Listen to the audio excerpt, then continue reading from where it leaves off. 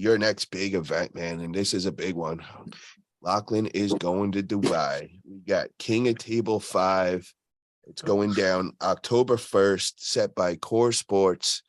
Yeah, brother. So the announcement of all has kind of been a little bit lackluster. We got the posters up, which is awesome. Yeah. How did Core Sports manage to get? It's Vitali versus Dave, right? yeah, so they got set. Let me just go run through all 3 matches. So the first matchup is, of course, we got you going against Irakli from Georgia. And then we got number 2 is we got Khalid has called out Schoolboy. And they finally got that one confirmed. And then number 3, we got Vitali Ladin will be pulling Dave Chaffee. So let's first start off with Khalid versus Schoolboy. So we know that back sometime Schoolboy pulled Larry Wheels and he got the win. And then what took more of the spotlight that day was actually what went down on the after poll. That was our man Khalid from Dubai. This guy is just a freak, man. He's got some sick ass hands, the biggest hands there are, just on dude's like a Sherman tank. And he pulled Schoolboy and he just had his way with him. But we all know, Schoolboy pulled Larry Wheels before that. So you can't really gauge where they were at. So, Khalid, he wants another match. He wants to actually pull Schoolboy on the King of Table card. But the little tidbit that a lot of people don't know is everybody just assumes that Khalid is training arm wrestling, getting ready for this. But actually, he's actually training for his MMA fight that he's got coming up right before that. So, all his focus is on that. And we know Schoolboy is a young buck up and coming. I mean, dude is just, the epitome of arm wrestling. He's from Russia. I believe, I think his match then, he was only like 20 years old. Now, I think it's a year or 2 later. So I think he's 22. So in 2 years' time, I mean, this guy could just really go to a whole nother level. And we know that the kid lives training and arm wrestling and all. So what are we expecting that day, bro? Do we expect that Khalid with this brute strength is just going to be able to come out there and not practicing anything and just smash through Schoolboy? Or is Schoolboy's just got too much experience? I think Schoolboy's got it. Schoolboy's got it. I don't think it's going to be easy. By no means. I don't think it's it's not going to be easy for either man, but I think Schoolboy will come out on top. What do you think is the key, man? Because how do you open up that hand? How do you how do you top roll through that? You don't. You go through it and hit his arm. Twist him. Get that thumb down and twist him. Okay. That's the only way I could think is, Now, if the match stops and he doesn't flash him, you still confident that Schoolboy's going to get the win, or no? So it's got to be flash pins for this, Well, I would assume so. You get someone with that much brute power, and if he gets to stop, then he's got an opportunity to get that power down, right? But can it get stopped, and can Schoolboy make it difficult and uncomfortable enough for him just to burn him out and not let him move? That's always the argument. Schoolboy's 22. Been arm wrestling a long time. He's very good. It's a good match. It's a good match, and I think it's going to be very entertaining. I've put my money on Schoolboy, and I'm going to go 3-1. Okay. And now is it best of 6 with King of Table? What did they do? I think only the championship matches, I think. Okay. Yeah, I wasn't too sure about that. I wanted to find out. So I guess you're definitely the guy to ask in that. So your match, let's go on to your match now. You got your hands full that day going against Irakli. And we just got to see him going against Krasi, and he pretty much dominated him. Were you first off? Were you surprised at Irakli beating Krasi like that? Little bit, yeah. It seems like trying to kind of just do this to Irakli, which is the way that Krasi hooks. He really kind of shoots forward a little bit and drags down. That didn't seem like a good idea. obviously. I mean, in theory, it's a good idea. But that's a hard counter, right? That's a direct opposing move. And that works with the assumption that you were stronger than your opponent. Yeah. And that wasn't the case.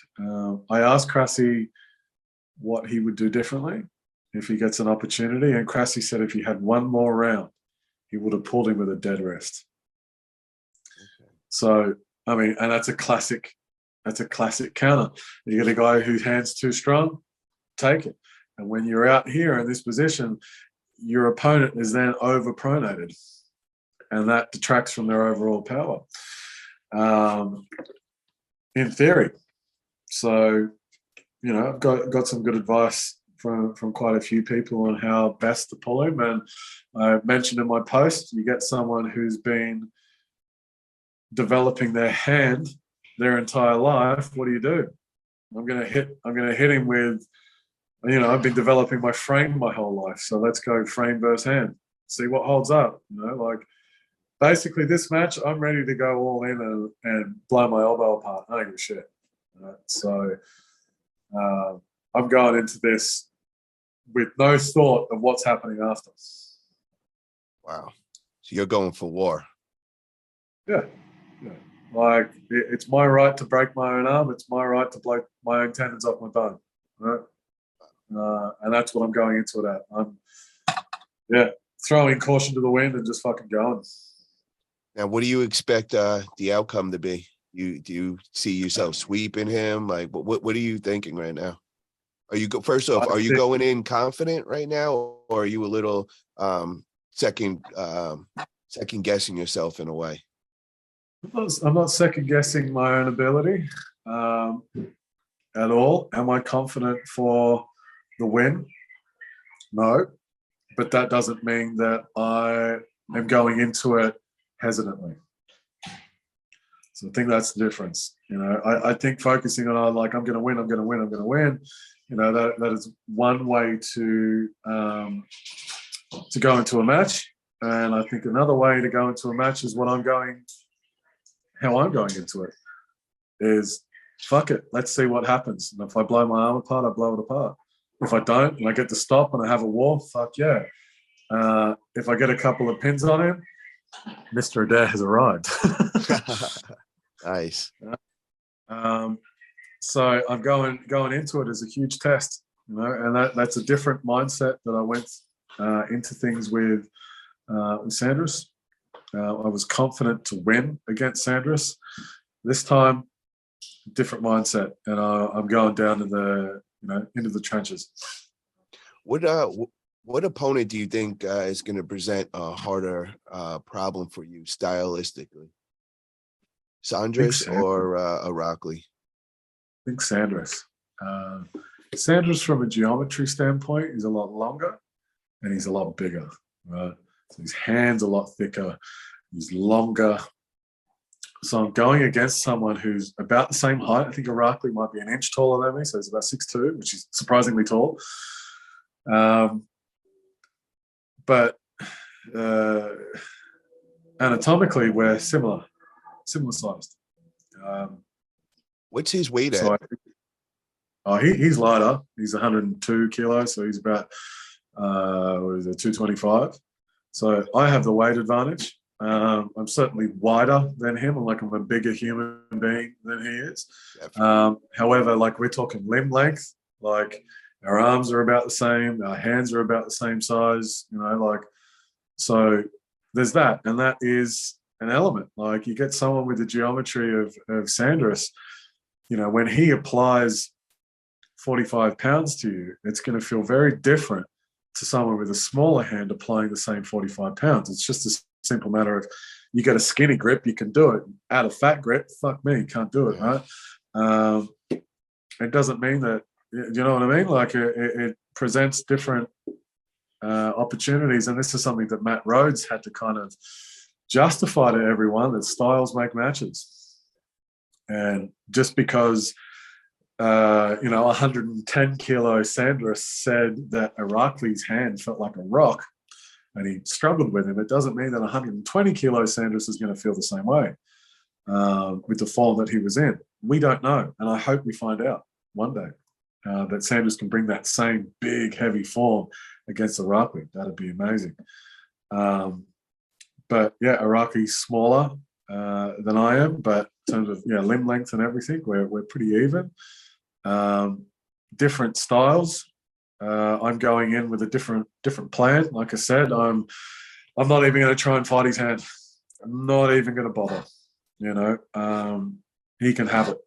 So I'm going all in with my frame. So we'll see what that looks like. We'll see what happens. No matter what, I'm not going anywhere. I'm going to keep on pushing and pushing and pushing. So irrespective of the outcome, I'm going to learn a whole lot, and I'm going to come back better than ever. And what an experience to go to Dubai, bro, and just to go and see everything over there, and probably going to get to kick it with Larry Wheels and all the guys. So I mean that in alone is just going to be an amazing experience. How far is Dubai from you? 12-hour flight. It's easy. 4-hour flight. One flight. 1 hour. 12-hour. No, 12-hour, one plane. Okay. Gotcha. Wow. So it's a lot easier. Hell yeah. On me that way. So now we got the other match. We got Vitali versus Dave Chaffee. How do you expect that to go? We just seen Dave come off a really hard loss against Artem Morozov, which he was in full control those first 2 rounds, and then kind of just gassed out. So now he's got his hands full with Vitali, man. I think this is going to be a lot tougher match for him. And what is your thoughts on this? Your prediction? I really like Dave. I really want him to win. Man, if Vitali brings the same form that he did against Salayev a couple of months ago, I'd like to give it to Dave.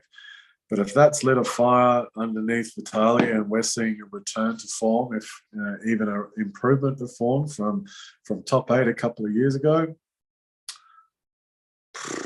you're going to have to give it to Vitali. I think it's a hard day all day of the week. And look, is Dave going to win the first 2? He seems to, against everyone.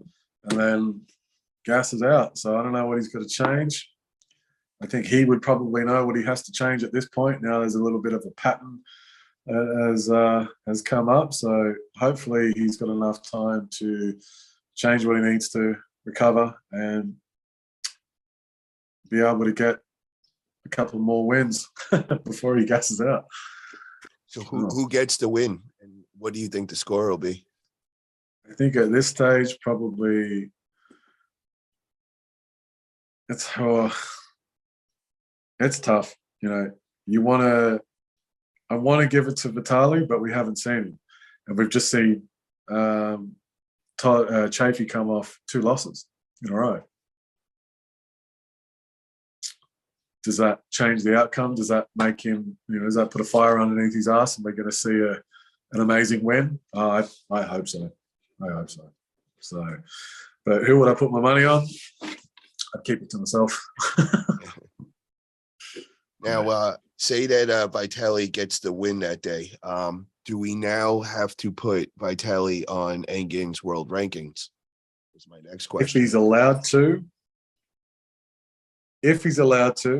and I think if we talk to Engin privately, he would probably replace Dave in his position, and Dave would move down a couple of rungs, and I think that would knock Michael Todd off. Yeah, so that would definitely. Michael Todd's at number 9 right now, so Oh, okay, yeah. Let's make it.